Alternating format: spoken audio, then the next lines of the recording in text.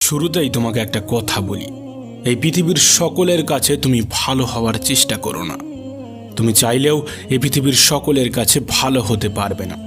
আজ পর্যন্ত কেউ তা পারেনি, আর তুমিও পারবে না।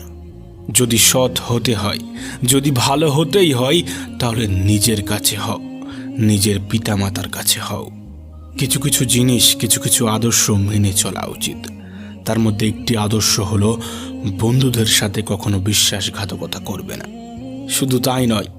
শুধু তাই নয়, বিশ্বাসঘাতকের সাথেও কখনো বন্ধুত্ব করবে না। নিজের মধ্যে একটা জিনিস থাকা খুবই প্রয়োজন, খুবই জরুরি, আর তা হলো সৎ সাহস।